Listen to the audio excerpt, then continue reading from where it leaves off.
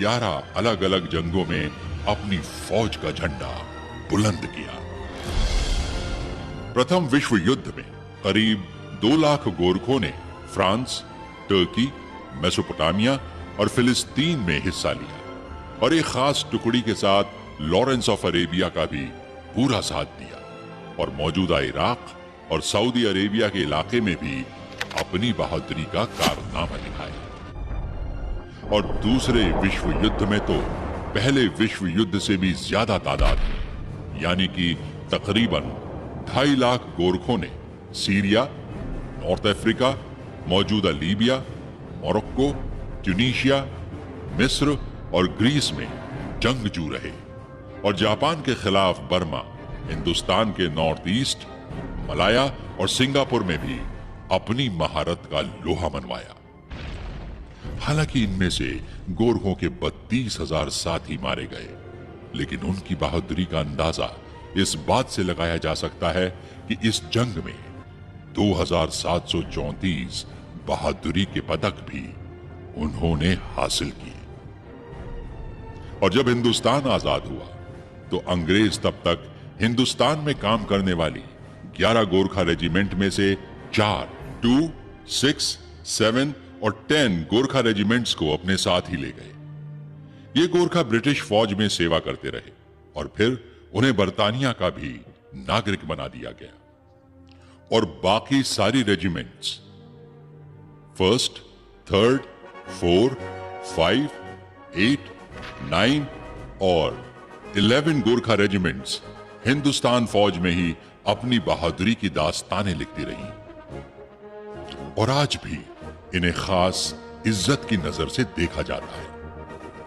आज इनकी तादाद लगभग 50,000 सिपाहियों की है और अभी पिछली 15 अगस्त को जिन 7 फौजियों को अपनी जान की परवाह किए बिना देश की सेवा करने के लिए बहादुरी के पदकों से नवाजा गया, उनमें से 4, जी हां 7 में से 4 गोरखा राइफल्स के ही हैं।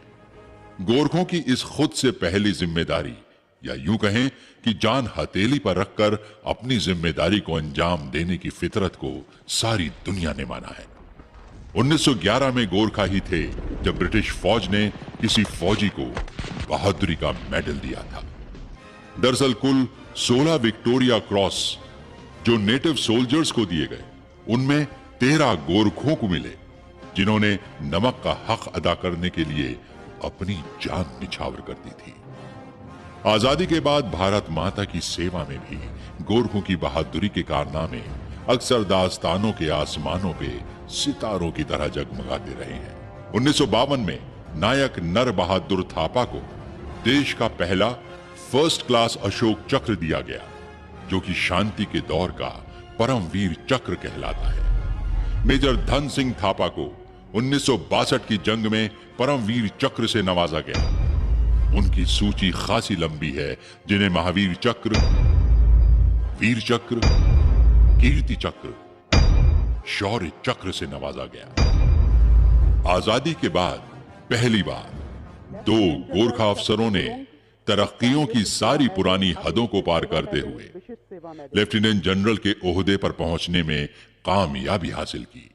ये हैं लेफ्टिनेंट जनरल शक्ति गुरुंग, पीवीएसएम, यूवाईएसएम, एवीएसएम, वीएसएम, जो कि बाद में सेना सचिव के ओहदे से सेवानिवृत्त हुए, और लेफ्टिनेंट जनरल राम सिंह प्रधान, एवीएसएम, एसएम, वीएसएम, दूसरे और गोरखा अफसर हैं जो कि इस आला मुकाम पर पहुंचे।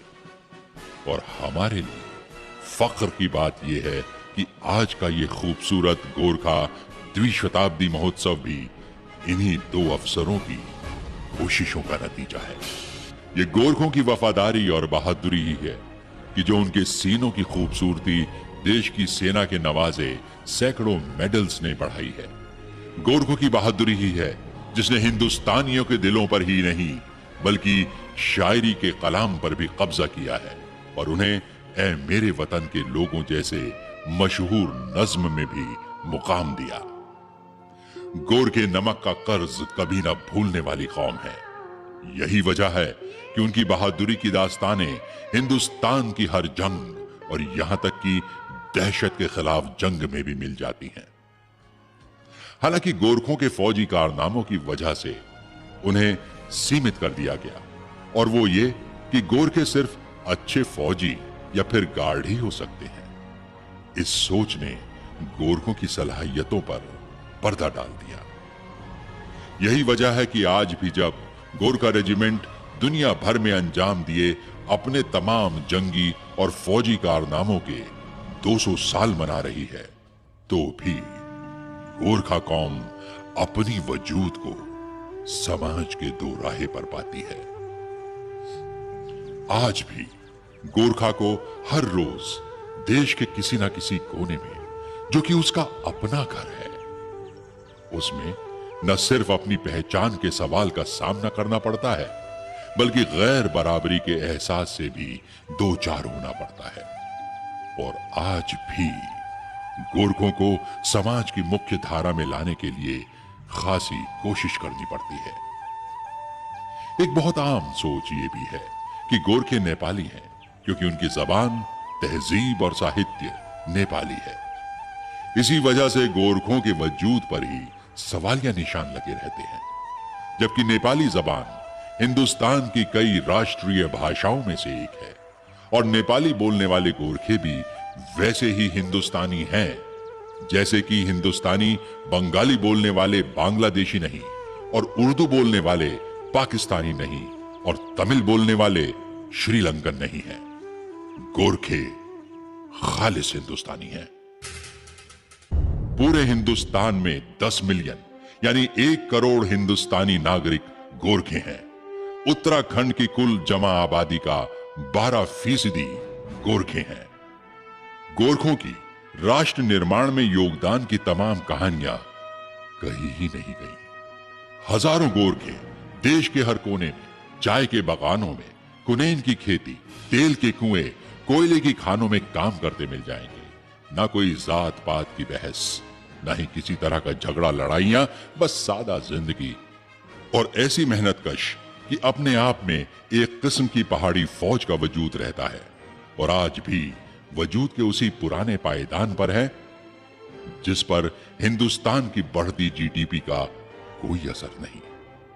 अब देखे ना, खड़क सिंह बिष्ट का नाम आप में से कितने लोगों ने सुना है? खड़क सिंह बिष्ट भी एक देहरादून के स्वतंत्र सेनानी थे जिन्होंने गांधी जी के साथ दांडी यात्रा में भाग लिया था। खड़क सिंह बिष्ट पहले गोरखा स्वतंत्रता सेनानी थे। और मेजर दुर्गामल का नाम? मेजर दुर्गामल देश की आजादी के वो जंगोजू थे जिन्हें अंग्रेजों ने फांसी के फंदे पर लटका दिया था। आज भी देश की पार्लियामेंट में उनकी मूर्ति कुर्बान होने वालों की याद दिलाती है। कुछ ऐसे ही नामालूम दास्तां है मौसीकार राम सिंह ठाकुर की, जिनकी कंपोज किए आईएनए का तराना कदम कदम बढ़ाए जा आज भी हिंदुस्तानियों के दिले जुबान पर राज करता है। अब यही तराना इंडियन आर्मी का भी है। राम सिंह ठाकुर ने आजाद हिंद फौज का कौमी तराना सब सुख चैन कंपोज किया था। उत्कल बंगा चंचल सागर विंद हिमालय नीला जमुना गंगा, तेरे नित गुण गाए तुझसे जीवन पाए, सब तन पाए आशा सूरज बनकर जग पर चमके भारत दाम सुभागा। जय हो जय हो जय हो जय जय। सोचिए, आमतौर से कितनों ने अरी बहादुर गुरुंग का नाम सुना होगा, जो कि हिंदुस्तान की संविधान कमेटी के एक अहम मेंबर थे। तो क्लासिकल डांसर में सरे फेहरिस्त रहने वाली मशहूर और मारूफ पद्मश्री सितारा देवी और गोपी किशन भी गोरखा थे। वाना ताज्जुब। अच्छा, तो और सुनिए, मुंबई के मशहूर पेंटर लक्ष्मण श्रेष्ठा भी गोरखा हैं। अब आचार्य बालकृष्ण का क्या तारुफ कराया जाए। उन्होंने तो हिंदुस्तानी आयुर्वेद को सारी दुनिया में पहुंचाया है। तालीमी मैदान में भी गोरखों का कम योगदान नहीं रहा। उत्तराखंड का मशहूर कैम्ब्रियन हॉल की बुनियाद श्री शशि शमशेर जंग बहादुर राणा ने रखी थी और फिर उनकी रानी साहिबा ने उनकी मुहिम को आगे बढ़ाया और आज यहीं से तालीम पाए लोग आर्मी जनरल, एयर मार्शल, उद्योगपति, शिक्षाविद, मशहूर कलमकार और आला किस्म के व्यापारी बन रहे हैं। आज हिंदुस्तान के सभी राज्यों में सिक्किम को सबसे ज्यादा प्रगतिशील राज्य माना गया है। इस राज्य के चीफ मिनिस्टर श्री पवन चामलिंग किसी तारीफ के मोहताज नहीं है। कुल 5 बार सिक्किम के चीफ मिनिस्टर रहे और ये उनकी आला सोच ही है जिसने सिक्किम सूबे को आज ये बेहतरीन मुकाम दिलाया है। समस्या चाहिँ राम्रो शिक्षकहरूको कमी छ। गोरखा टेरिटोरियल एडमिनिस्ट्रेशन के चीफ एग्जीक्यूटिव जनाब बिमल गुरुंग हैं, जो कि दार्जिलिंग में गोरखों की ख्वाहिशों को परवान चढ़ाने के लिए मेहनतकश हैं। आज जो इतना दिन का बाद में हम लोग बातचीत हुआ और हमारा एमपी सालोले ने हमारा जो बात था वो स्पष्ट रूप से वहाँ पर रखा। हम लोग खुश हूँ।